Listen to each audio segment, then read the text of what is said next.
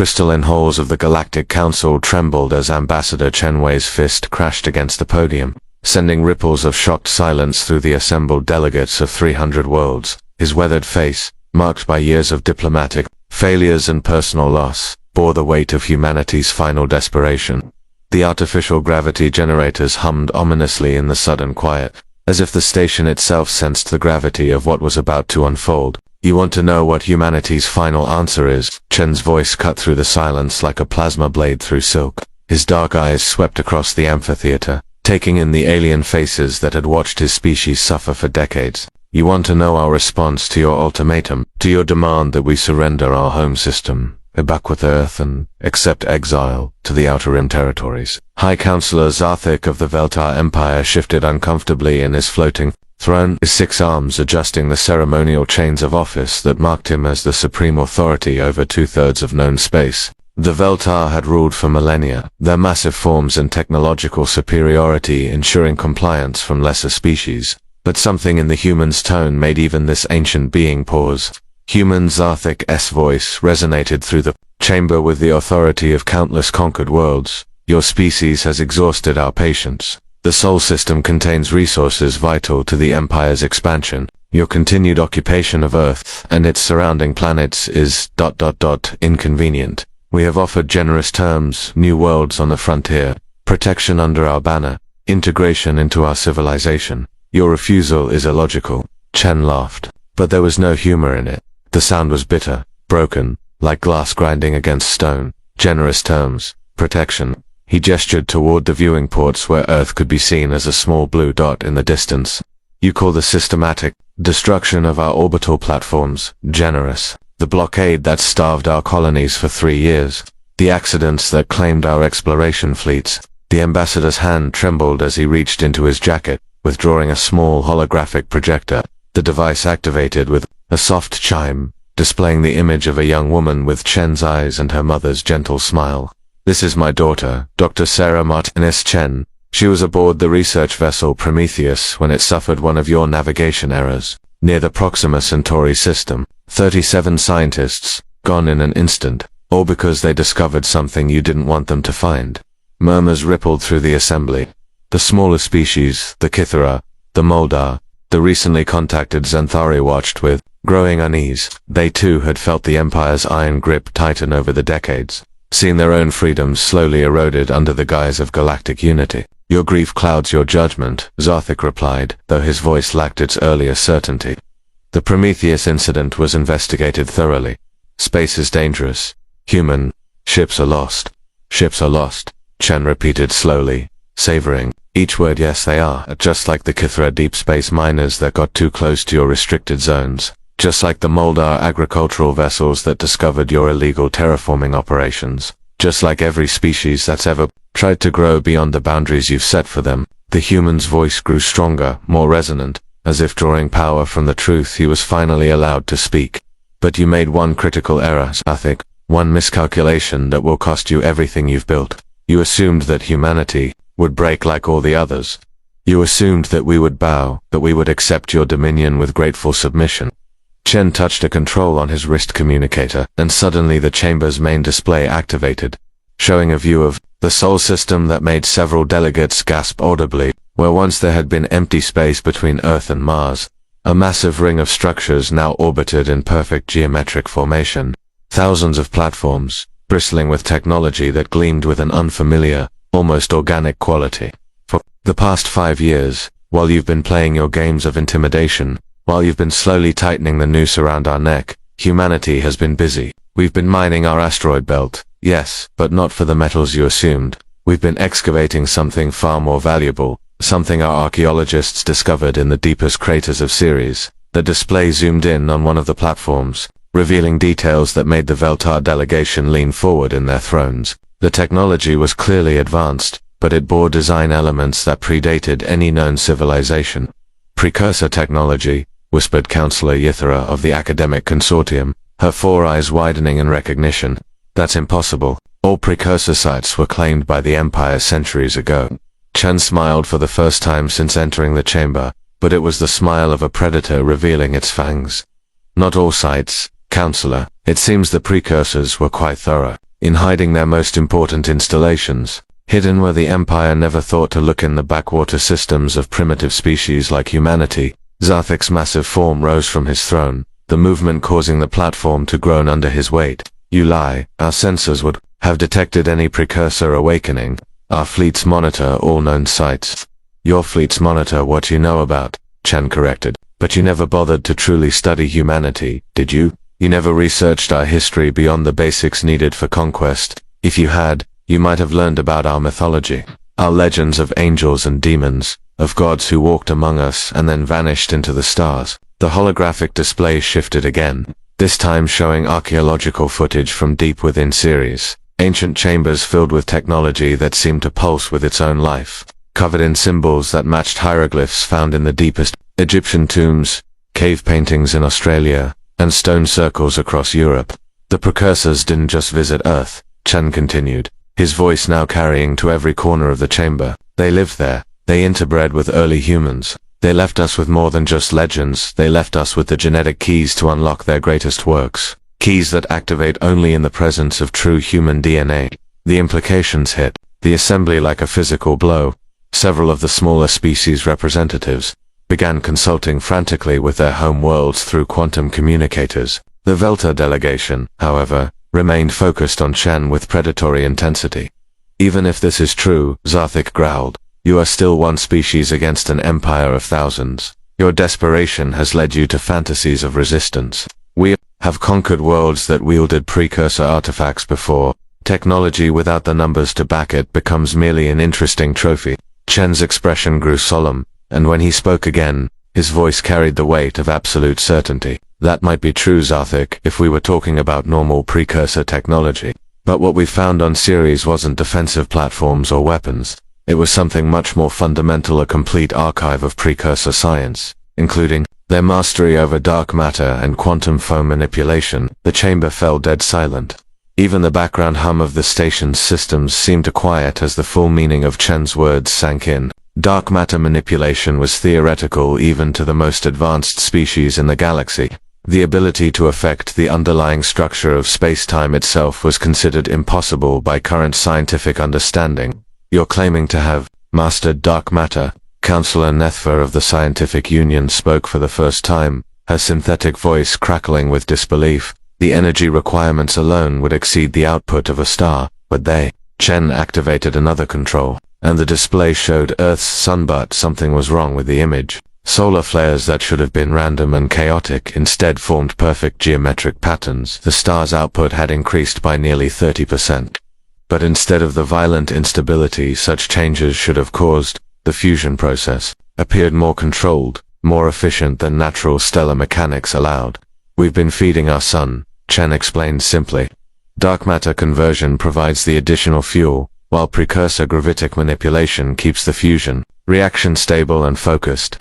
Sol now burns with the controlled power of a precursor stellar engine. Every platform in our defensive ring draws directly from this enhanced energy source through quantum tap technology that your physicists would call impossible.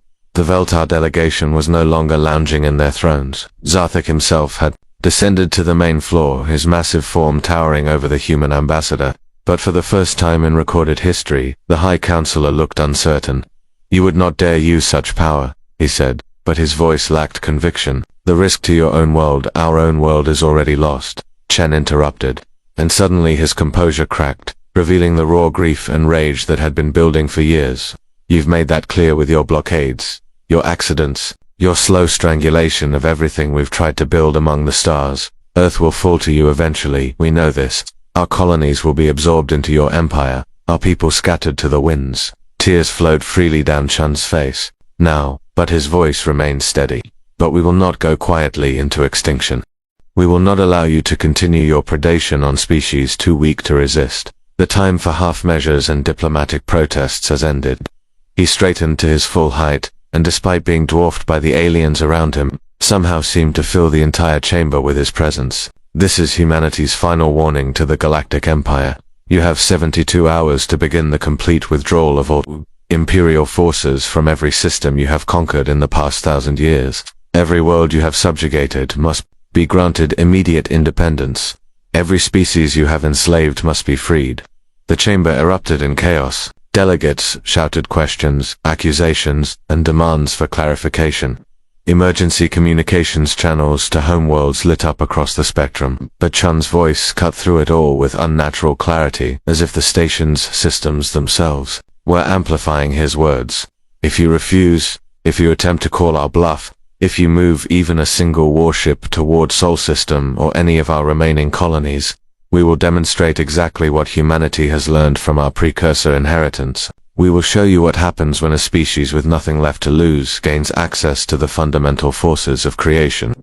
Zarthik's 6 arms spread wide in a gesture of dominance, but the effect was diminished by the tremor in his voice. You speak of total war against an empire that spans half the galaxy. Even with your claimed precursor technology, you cannot hope to. We don't need to conquer you, Chen said quietly, and his words brought absolute silence to the chamber. We only need to destroy you.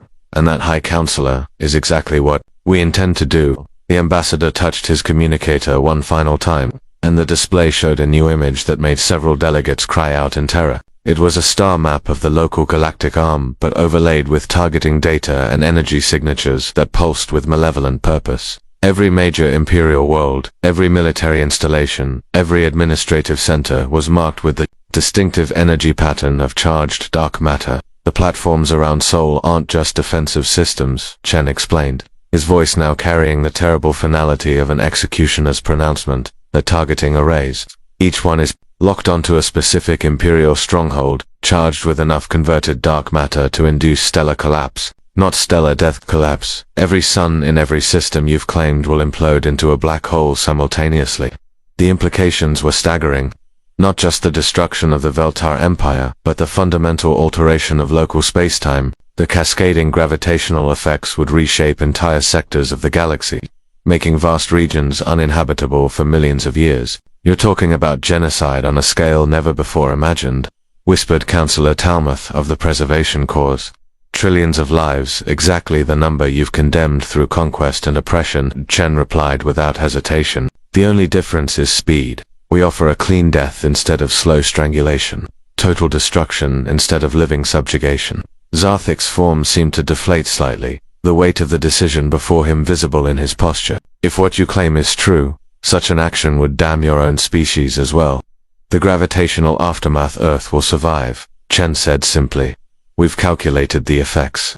Sol System is positioned at the optimal distance to ride the gravitational waves without being consumed. We'll lose our outer colonies, but Earth itself will endure, and from there we'll rebuild in a galaxy finally free of imperial tyranny. The ambassador began walking toward the chamber's exit, his message delivered, but he paused at the threshold, turning back to address the assembly one final time. 72 hours, he repeated, not 73, not 71 and 59 minutes. At exactly 0,000 hours Universal Standard Time on the 4th day from now, we will either witness the beginning of galactic liberation, or we will all witness the end of the Imperial Age in the most literal sense possible. As Chen disappeared through the doorway, the chamber remained frozen in stunned silence. Outside the viewing ports, Earth continued its ancient orbit, looking deceptively peaceful in the starlight. But now everyone in the chamber knew that within that small blue world burned the fury of a species pushed beyond its breaking point, armed with the power of gods and the determination of the desperate. The countdown to humanity's ultimatum had begun, and with it, the fate of the galaxy itself hung in the balance. In the depths of space, the defensive platforms around Sol pulsed with barely contained energy. Their targeting systems already locked onto distant suns. Dark matter converters hummed with increasing intensity as they prepared for what might be the final act in the long drama of galactic civilization. But question that now haunted every mind in the chamber was simple. Would the Veltar Empire blink first, or would humanity's final gambit plunge them all into an abyss from which there could be no return? 67 hours remained, deep within the command center of the Imperial Dreadnought Eternal Dominion. High Admiral Kethma of the Veltar Third Fleet stood before a holographic display that showed the Sol System in painful detail. The human defensive platforms glowed like malevolent stars against the void, each one a potential harbinger of galactic annihilation. His tactical staff, the finest military minds the Empire had produced in 3 centuries, stood in uncomfortable silence around the war table. Tell me again why our long-range sensors can't penetrate their shielding, Kethma demanded. his 4 primary arms crossed while his secondary limbs gestured at the display with barely contained frustration. Chief Science Officer Velenara, chitinous carapace clicking nervously, stepped forward. The energy signatures are unprecedented, Admiral. Whatever power source they're tapping into creates a quantum foam disturbance that renders our scanners effectively blind beyond a certain threshold. It's as if space itself is being warped around those platforms. Warped, Kethma repeated. Slowly, you mean to tell me that these primitive humans have mastered space-time manipulation to a degree that our own scientists consider impossible? Sir, interrupted Communications Officer Jaltak, his bioluminescent patches flickering with urgency. We're receiving another transmission from the human colony on Kepler 438b. They're requesting immediate evacuation assistance. The Admiral's massive head turned toward the communications station. What's their situation? Kalani population of approximately 50,000 civilians. They claim to have no knowledge of their homeworlds.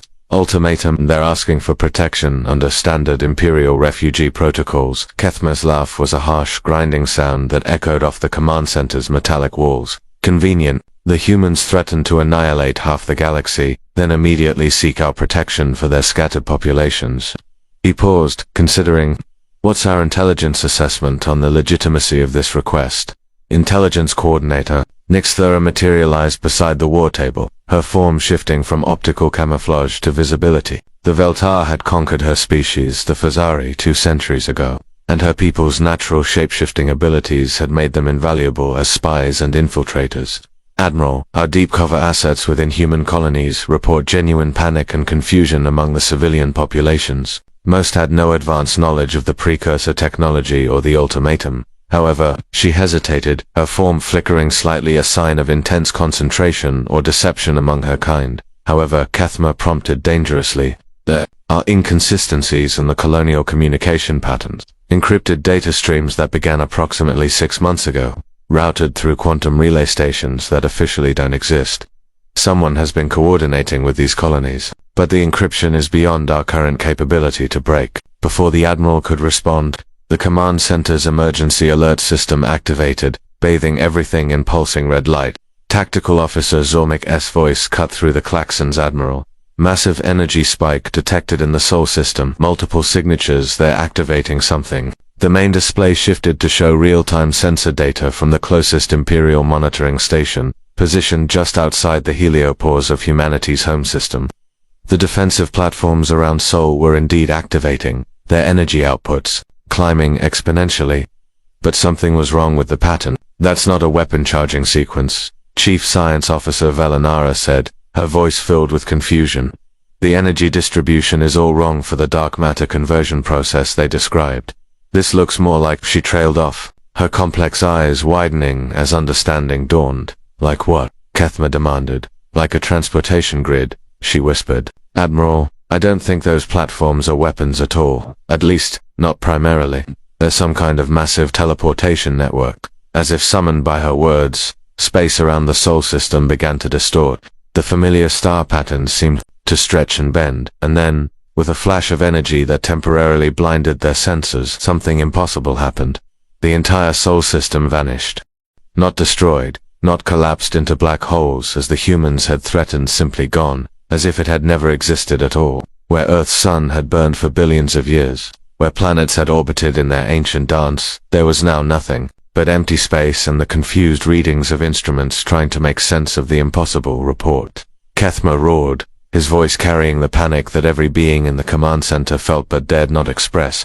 Sir, all sensor contacts in the Sol system have disappeared, Tactical Officer Zormik reported, his voice barely steady. No debris field, no gravitational anomalies, no residual energy signatures.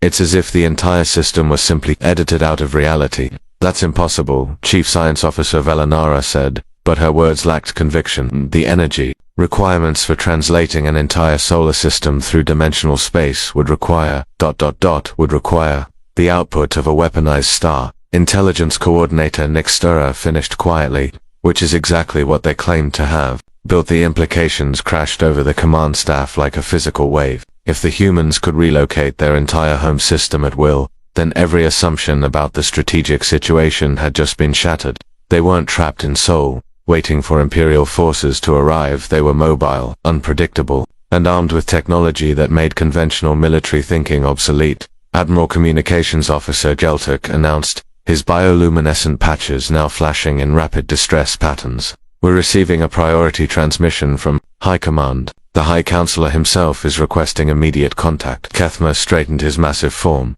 his military bearing reasserting itself despite the chaos of the situation. Put him through. The air above the war table shimmered, and suddenly, High Counselor Zarthik's imposing presence filled the command center through quantum-encrypted hologram, even transmitted across light years of space. The ancient being's authority was palpable. Admiral Zarthik's voice resonated with barely controlled fury. Explain to me how an entire star system has simply disappeared from our galaxy. Sir, based on preliminary analysis, the humans appear to have used their precursor technology to translate the Sol system through higher dimensional space. The energy signature suggests they've relocated to an entirely different region of the galaxy, possibly beyond our current sensor range. Zarthik's 6 arms gestured in the complex pattern that indicated supreme displeasure. Among the Veltar leadership caste, they've run. The humans have abandoned their ultimatum and fled like the cowards I always knew them to be. But Intelligence Coordinator Nixtera stepped forward, her form solidifying as she prepared to contradict the highest authority in the Empire. High Counselor, with respect, I don't believe they've fled. Our analysis of their communication patterns suggests this was always part of their plan. They're not running their repositioning. Repositioning for what? Zarthik demanded. Before anyone could answer, every sensor array on the Eternal Dominion screamed simultaneous warnings. The main display shifted to show local space around the dreadnought, and what it revealed sent ice through the veins of every being present. Sol had reappeared not in its original location, but here, less than 1 astronomical unit from the Imperial fleet. Earth's sun burned with the enhanced intensity Chen had described, and the defensive platforms around it were no longer merely charged with potential energy. They were active, operational, and pointed directly at the largest Imperial battle group in this sector of space. Impossible, Admiral Kethma breathed. They can't have moved an entire star system that precisely. The gravitational calculations alone... Admiral. Tactical Officer Zormik's voice cracked with strain. Multiple contacts materializing throughout the sector. It's not just Sol. There are human ships everywhere. The display expanded to show the full scope of what was happening. Sleek vessels unlike any Inhumans previously known. Fleet design were materializing from dimensional rifts all around the Imperial formation. They moved with impossible grace, their hulls gleaming with the same organic technological fusion that characterized the defensive platforms. But these weren't the desperate, jury-rigged warships of a species making its last stand. These were purpose-built instruments of war, incorporating technology that made even Imperial dreadnoughts look primitive. Where did they get those ships? Chief Science Officer Velanara whispered. Our intelligence reports showed that humanity's fleet was destroyed in the blockade actions 6 months ago.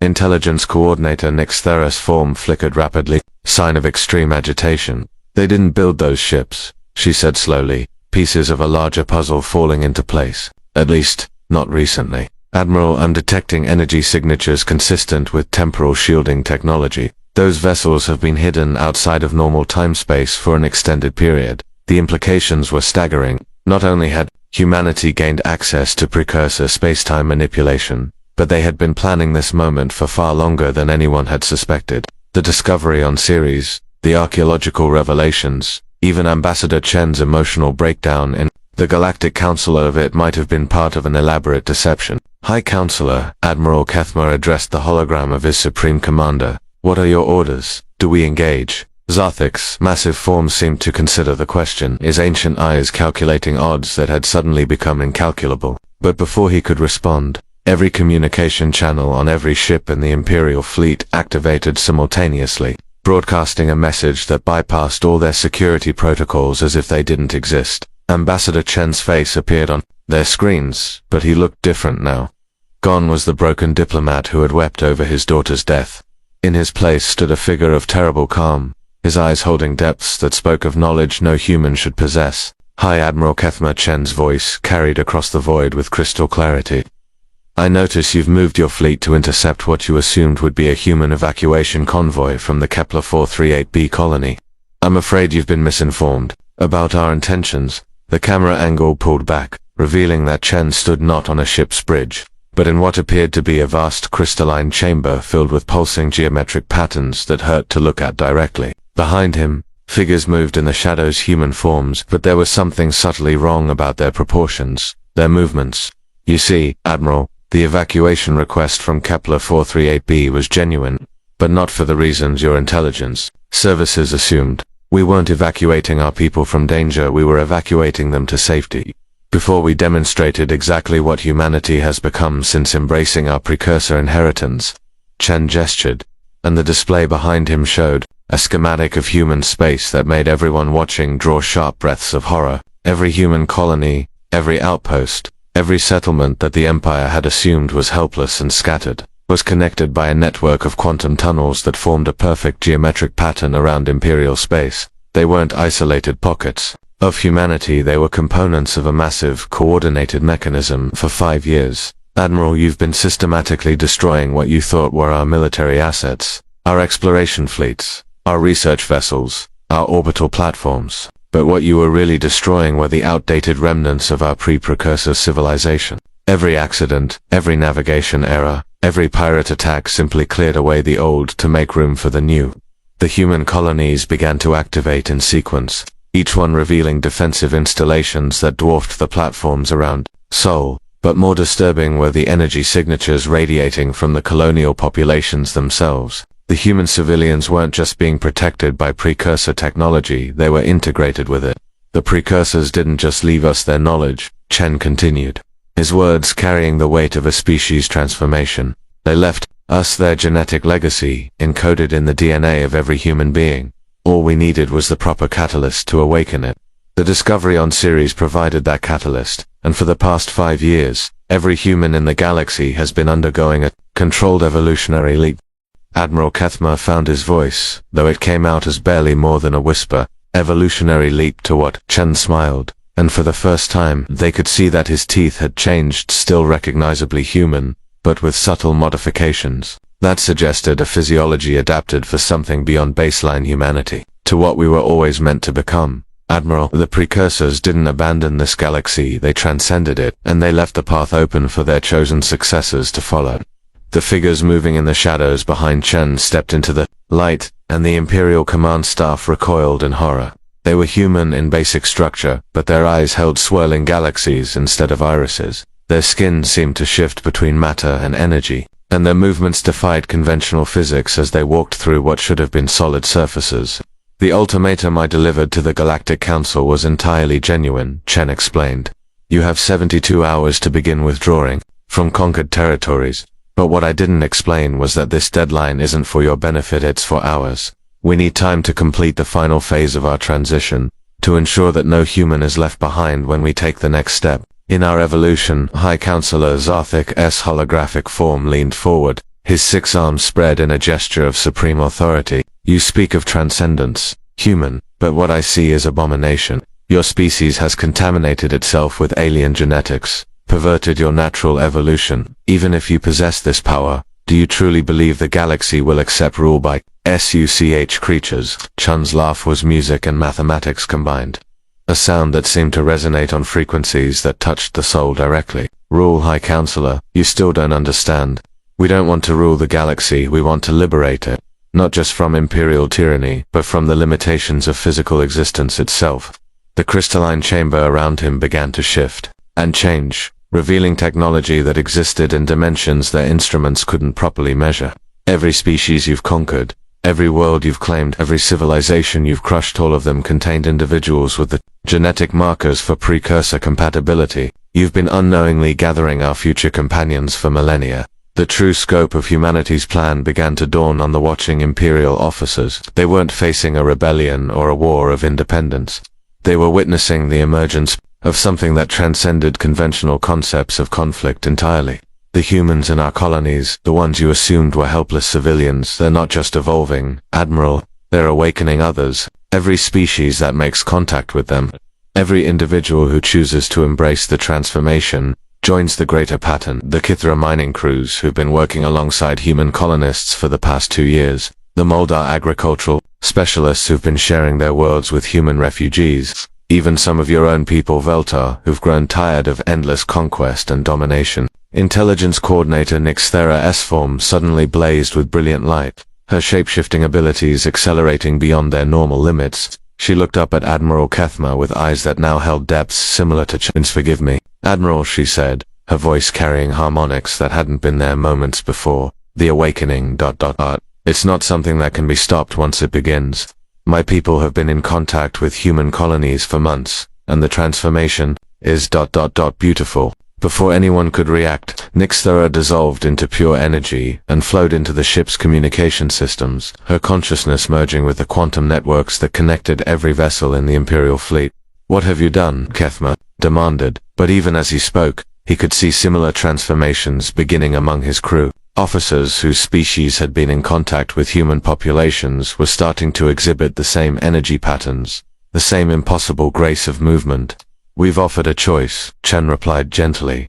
"Evolution or extinction, transcendence or stagnation. Every being in this galaxy can join us in becoming something greater, or they can cling to the old ways and be left behind when we take the next step toward true civilization." The soul system around them began to change, its very structure shifting as the enhanced star at its center pulsed with new patterns of energy. The defensive platforms were no longer separate entities, they had merged into a single, vast mechanism that encompassed the entire system. 66 hours remain, Chen announced, his form beginning to blur as he prepared to return to whatever higher dimensional space he now inhabited. "Use them wisely, Admiral. Decide whether the Veltar Empire will evolve with the rest of us, or whether you'll be remembered as the last remnant of a more primitive age." The transmission ended, leaving the Imperial command staff staring at displays that showed an enemy beyond their comprehension, armed with power beyond their ability to resist, offering a transformation that terrified them more than the threat of annihilation. As reports flooded in from across the Empire of similar awakenings, similar transformations, similar choices being offered to species that had never imagined they had precursor heritage, one thing became crystal clear: the galaxy would never be the same again. The countdown continued, but it was no longer counting down to humanity's ultimatum, it was counting down to the birth of something entirely new. 43 hours remained in the deepest vaults beneath the Imperial Palace on Veltereth Prime. High Counselor Zarthik stood before a monument that had not been disturbed for over 3,000 years. The obsidian archive stretched into darkness above him, its crystalline walls carved with symbols that predated the Empire's rise to power. Few beings in the galaxy knew of its existence, and fewer still understood its true purpose. But as reports of awakening cascaded across Imperial space, as entire populations began exhibiting impossible abilities, Zarthik had been forced to confront a truth his species had buried beneath millennia of conquest and pride. "Show me the Velkoth records," he commanded, his voice echoing in the vast chamber. The archive responded to his genetic signature, ancient mechanisms humming to life as holographic displays materialized around him. What they revealed was a history the Empire had systematically erased from all official records, the true story of how the Veltar had first achieved dominance over their galaxy. The images showed Veltereth Prime as it had been eons ago, not the industrial fortress world had become, but a lush paradise inhabited by a peaceful, scholarly species devoted to art and philosophy. The early Veltar had been explorers and teachers, not conquerors. They had discovered precursor ruins on the seventh moon of their system and, like humanity millennia later, had unlocked secrets that changed everything. But unlike humanity's gradual awakening, the Veltar transformation had been violent, chaotic. The first generation to touch precursor technology had been driven mad by visions of cosmic truth. They had turned on their own kind, viewing their unenhanced brethren as inferior beings worthy only of servitude or death. "The cleansing wars," Zarthik whispered, reading records that his own ancestors had written. "We destroyed our own paradise to prevent the awakening from spreading." The holographic displays showed the aftermath. The enhanced Veltar, drunk on their newfound power, had systematically purged their homeworld of anyone who couldn't or wouldn't undergo the transformation. But in their arrogance, they had also destroyed the very precursor sites that had given them their abilities. Fearing that future generations might surpass them, what remained was a hollow empire built on the bones of their former enough to conquer other species, but forever cut off from the transcendent evolution they had tasted and lost. A soft chime indicated an incoming priority transmission. Zarthik gestured, and Admiral Kethma's image appeared beside the ancient records. the juxtaposition of past and present creating an almost poetic irony. "High Counselor," the Admiral reported, his massive form showing signs of strain. "The situation continues to deteriorate. We've lost contact with 17 colonial governors in the past 6 hours. The last transmission from Governor Yithmek on Kalra 7 showed her exhibiting the same energy patterns as the transformed humans." Studied the tactical display that accompanied the Admiral's report. Red zones indicating awakened populations were spreading across the galactic map like an infection or a liberation, depending on one's perspective. "What's the pattern?" he asked. "Initially, we thought it was random species with historical contact with human colonies were the first affected, but our analysts have identified a deeper connection. Every awakening occurs in star systems that contain trace precursor artifacts, even ones we thought were completely depleted or destroyed." The High Counselor felt a chill that had nothing to do with the Archive's ancient climate systems. "All of them, every single one, sir, including ... Admiral Kethmer hesitated, his tactical training warring with the implications of what he was about to report, including Velterith Prime itself. The transmission ended, leaving Zarthik alone with the weight of his species, history and the growing certainty that their empire was not just under attack, it was being judged by forces they had thought safely buried in the past. A new presence made itself known in the archive, not through any conventional entrance, but by simply existing where it had not existed moments before. Ambassador Chen materialized from what appeared to be folded space, but he was no longer the figure who had spoken in the Galactic Council. His transformation had progressed further, his human features now clearly integrated with something far more fundamental. "Hello, Zarthik," Chen said, his voice carrying harmonics that resonated with the archive's ancient crystals. "I was wondering when you'd come here." The High Counselor's 6 arms moved to defensive positions, but even as he did so he realized the futility of the gesture. "You cannot be here. The archive is protected by every security measure the Empire possesses. Security measures designed to keep out physical intrusion," Chen agreed, walking casually among the holographic displays of Veltar history. "But I'm no longer entirely physical, am I? Neither are you, for that matter, though you've been suppressing that aspect of yourself for so long you've almost forgotten." "What are you talking about?" Chen gestured at the records surrounding them. "Your people were among the first to touch precursor technology, Zarthik. The genetic markers are still there, buried under millennia of deliberate suppression and careful breeding designed to eliminate the unstable traits, but you can't breed out evolution forever." As if summoned by his words, the archive's crystals began to pulse with increasing intensity. The ancient precursor symbols carved into the walls started to glow, and for the first time in 3,000 years, the true purpose of the Obsidian Archive revealed itself. It wasn't just a repository of historical records, it was a containment system designed to suppress the awakening of precursor heritage in the Veltar bloodline.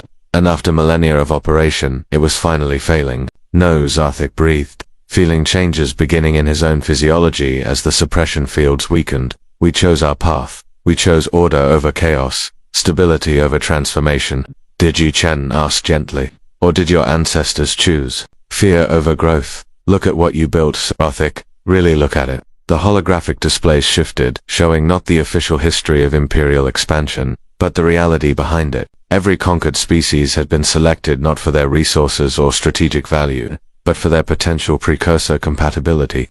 The Empire hadn't been expanding randomly, it had been gathering the raw material for a transformation. Its leaders no longer remembered they were planning. The Cathoris crystalline biology makes them perfect conduits for precursor energy matrices. The Moldar's plant-animal hybrid nature allows them to interface directly with living technology. The Fazari's shape-shifting abilities are actually a dormant form of dimensional manipulation. Even the smaller client species, each one carries genetic markers that complement the others. Chun's form began to shift and flow, demonstrating abilities that transcended anything the current Veltar could achieve. Your ancestors weren't building an empire, they were assembling the components for the next phase of galactic evolution. They just forgot what they were doing along the way. The High Counselor felt his carefully maintained mental barriers beginning to crumble as the archive's suppression systems failed completely. Memories that weren't his own flooded his consciousness, visions of the Veltar as they had been before the cleansing wars. Beings of light and thought who had touched the infinite and found it beautiful rather than terrifying. "The pain," he gasped, experiencing phantom sensations of his ancestors' transformation. the madness. Our people couldn't handle the awakening because they tried to force it. Chen explained, his voice filled with compassion rather than judgment. They sought to dominate the transformation instead of surrendering to it. They wanted to remain Veltar while gaining precursor abilities. But evolution doesn't work that way. You can't become something greater while clinging to what you used to be. Around them, the archive began to change. The dark crystal walls became transparent, revealing that the chamber extended far beyond what conventional physics should have allowed. It was a space that existed partially outside normal reality, connected to similar installations on every world the Empire had ever claimed. This is what your people really built, Chen continued, gesturing at the vast network of interconnected spaces, a galaxy-spanning neural network, designed to coordinate the awakening when the time was right. But they were so afraid of losing control that they turned it into a prison instead. Emergency klaxons began sounding throughout the Imperial Palace as the archive's transformation affected systems across Veltereth Prime. Reports flooded in of impossible phenomena. Government officials beginning to exhibit energy manipulation abilities, military commanders receiving telepathic communications from conquered worlds, ancient monuments activating after millennia of dormancy. It's happening everywhere, isn't it? Zarthik asked, though he already knew the answer through senses he was only now remembering he possessed. The network is coming online, Chen confirmed. Every world your people claimed, every species they conquered, every individual they moved, across the galaxy, all of it was preparation for this moment. The Empire wasn't a system of oppression, Zarthik. It was an incubation chamber for the next stage of consciousness. But even as the awakening spread, resistance emerged. On worlds across Imperial space, military commanders who had not yet begun to transform were attempting to maintain order through force. Governor Mexter of the Rigel sector had declared martial law and was systematically executing anyone who exhibited anomalous abilities. Admiral Vorthik of the Second Fleet had begun orbital bombardment of his own bases to prevent the contamination from spreading. They're fighting it, Chen observed, his enhanced senses allowing him to perceive events across light years of space. Some of your people are choosing the same path your ancestors did, destroying what they can't control. Zarthik struggled to his feet, his transformed awareness showing him the scope of the crisis. I have to stop them. The Empire may be ending, but my people don't have to destroy themselves in the process. Then you understand, Chen said with evident relief. This isn't about humans conquering the galaxy or imposing our will on other species. It's about offering everyone the choice to become what they're capable of being. The High Counselor looked at his hands, watching as they began to shift between matter and energy just as Chen's did. And if they choose not to transform, they remain as they are, Chen replied simply. Free to live their lives, to build their own civilizations, to explore the galaxy at their own pace, but they won't have the power to prevent others from evolving. A new voice joined their conversation, speaking from everywhere and nowhere at once. It was Intelligence Coordinator Nixthera, but her consciousness now existed as part of the archives. Awakened Network. High Counselor, she reported, her presence manifesting as shifting patterns of light among the crystal formations. I'm receiving communications from awakened individuals throughout Imperial space. They're asking for guidance, for leadership in this transition. Many are frightened by the changes they're experiencing. Zarthik felt the weight of leadership settling on him once again, but it was different now, not the burden of maintaining control, but the responsibility of shepherding others through transformation. What do you need from me? He asked Chen. Help us coordinate the awakening, the human replied. Use your authority to prevent the military actions that are causing unnecessary suffering. Show your people that evolution doesn't have to mean the destruction of everything they value. The High Counselor nodded, then paused as a new thought occurred to him. The ultimatum, the threat to destroy Imperial worlds if we didn't withdraw from conquered territories, was any of that real? Chen's expression grew solemn. The weapons exist, and the threat was genuine. But we hoped it wouldn't come to that. The ultimatum was designed to force a crisis that would accelerate the awakening. Sometimes you have to break something completely before it can rebuild itself into something better.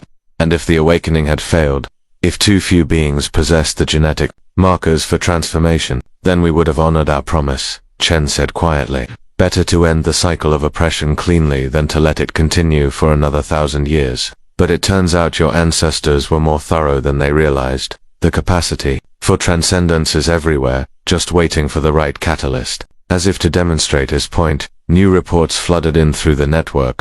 On the desert world of Kathmar, The reptilian Shrek were discovering they could manipulate crystalline structures at the molecular level. In the asteroid mining facilities of the Outer Rim, the silicon-based Velkhani were learning to exist partially in computational space. Even the energy beings of the Photon Nebula, who had been considered impossible to communicate with, were suddenly broadcasting complex mathematical harmonies that resembled music.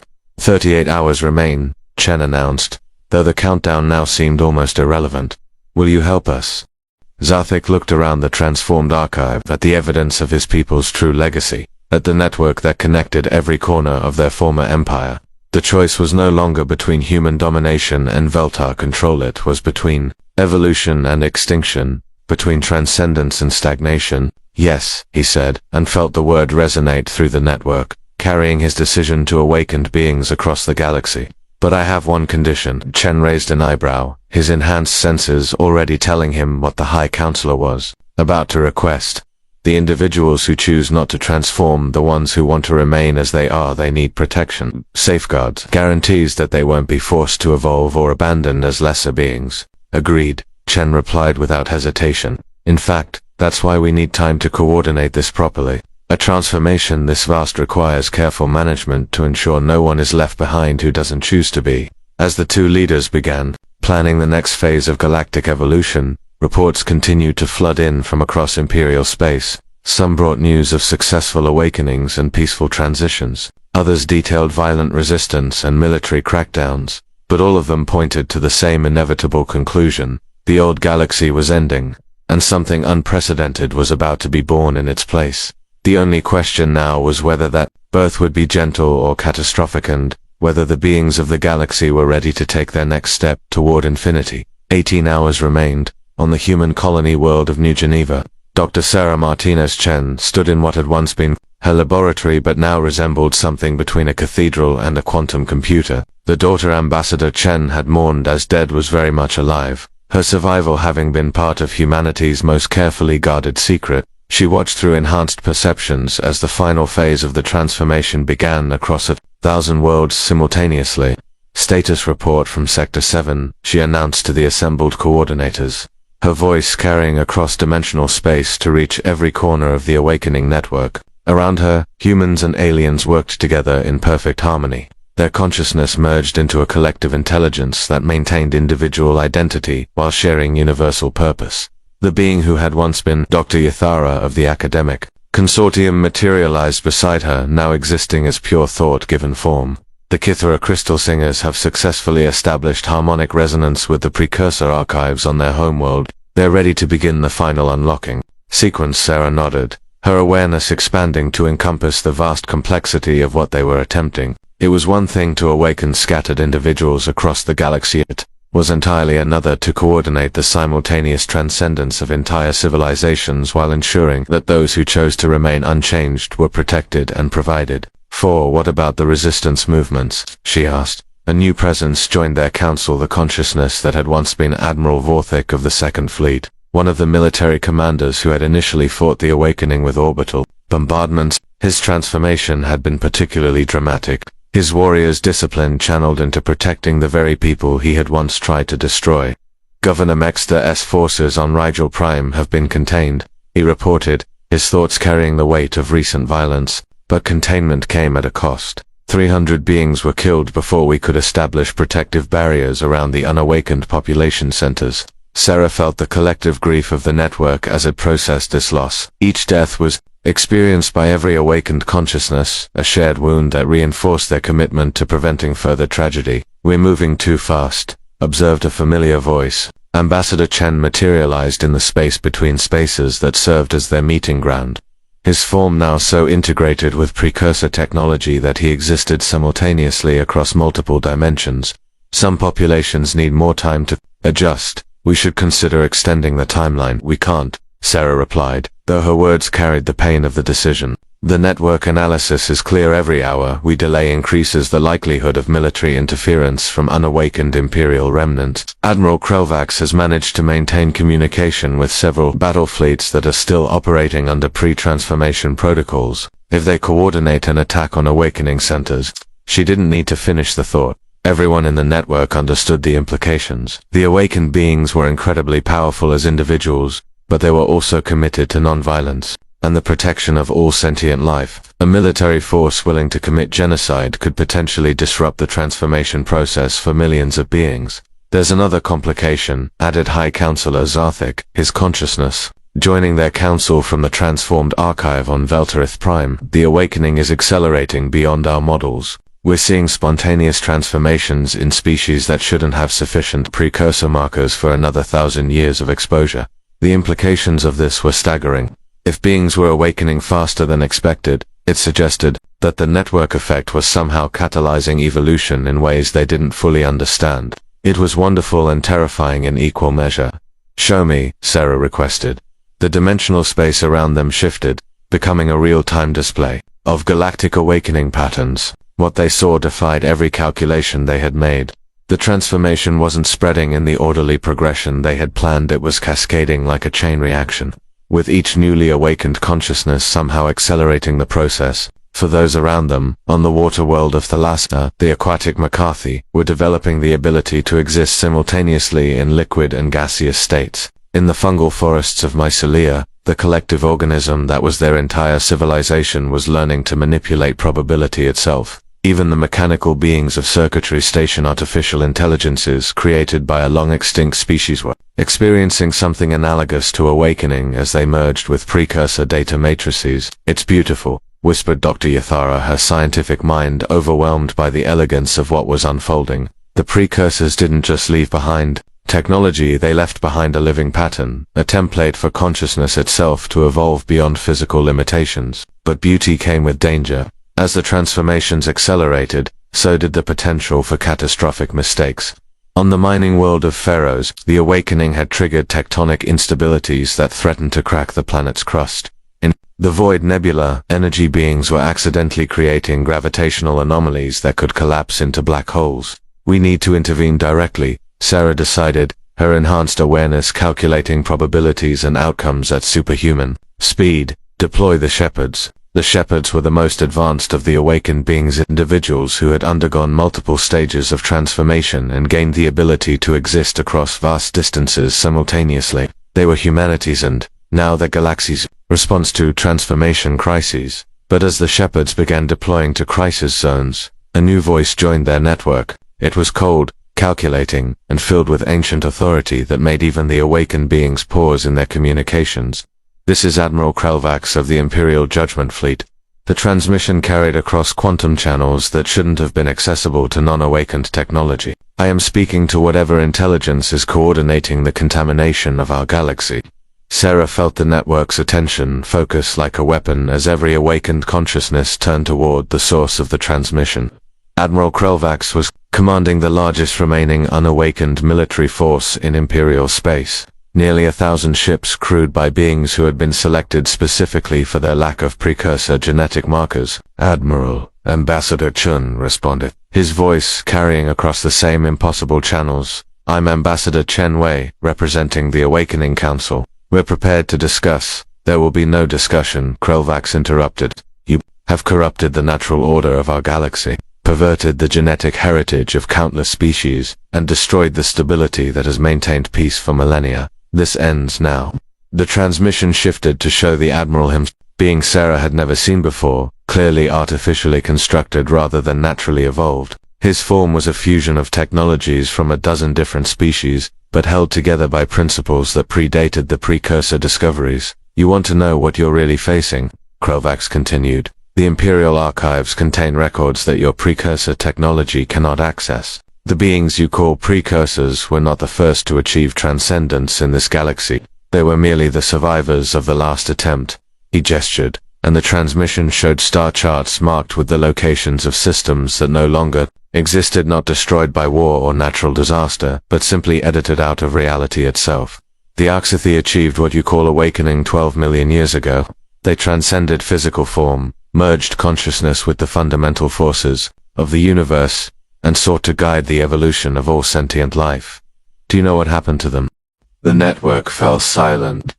Every awakened consciousness suddenly aware that they might be missing crucial information about the path they were taking. They discovered that consciousness without limitation becomes consciousness without meaning, Krelvax explained. When you can do anything, when you can be anywhere, when you can know everything, existence loses purpose.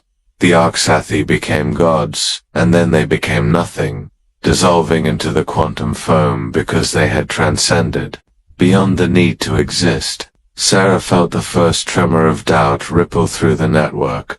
Was this the inevitable endpoint of their evolution? Were they leading the galaxy toward ultimate meaninglessness? The precursors learned from the Arxathi's mistake. The Admiral continued. They built safeguards, limitations, ways to maintain purpose and identity even while transcending physical form. But those safeguards required something the current awakening lacks opposite in.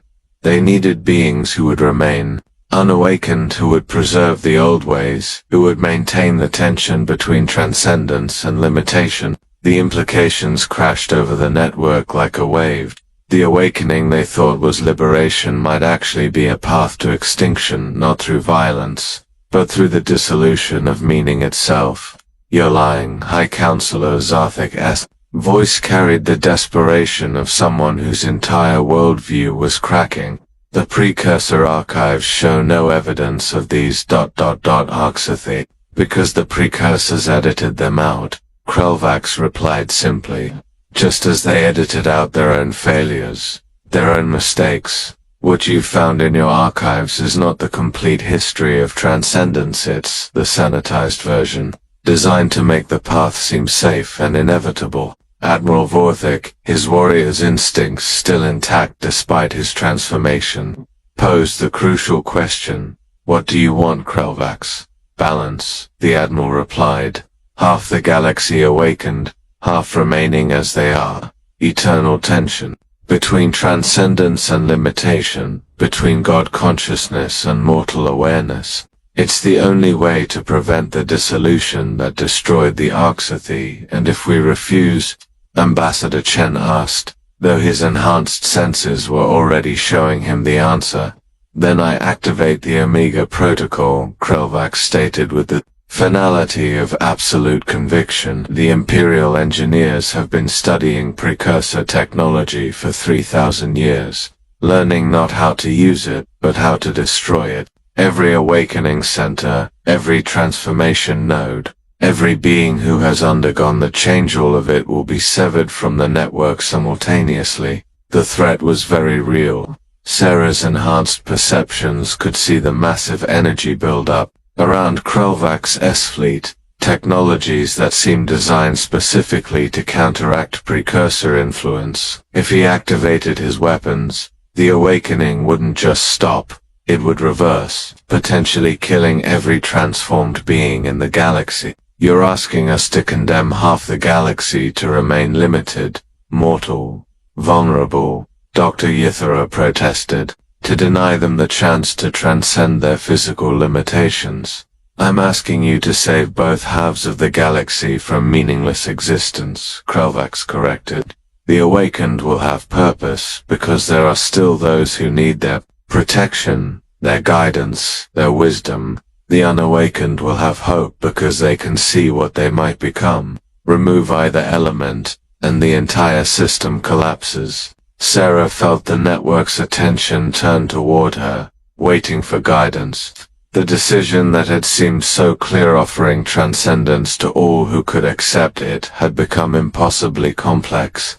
Were they really saving the galaxy, or were they dooming it to the same fate that had befallen unknown civilizations before them? 12 hours, she announced finally. "We need time to verify your claims about the Arxathi, to consult with the deepest levels of the precursor archives." 6 hours, Krelvax countered. "My fleet is in position, and my crews are beginning to show signs of involuntary awakening. If I don't act soon, the choice will be made for me." As the transmission ended, the awakened beings found themselves facing a dilemma they had never anticipated. They had the power to transform the galaxy, but did they have the wisdom to know whether they should? The countdown had taken on new meaning. They weren't just racing against imperial resistance anymore, they were racing against the possibility that their greatest triumph might also be their ultimate failure.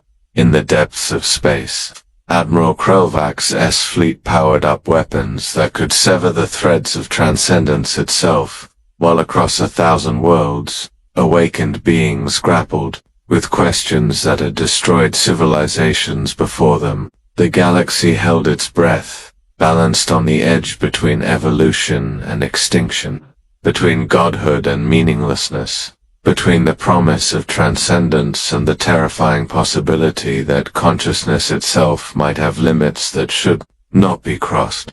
The final phase of humanity's awakening had become something none of them had expected, a test of whether intelligence could evolve without losing its soul.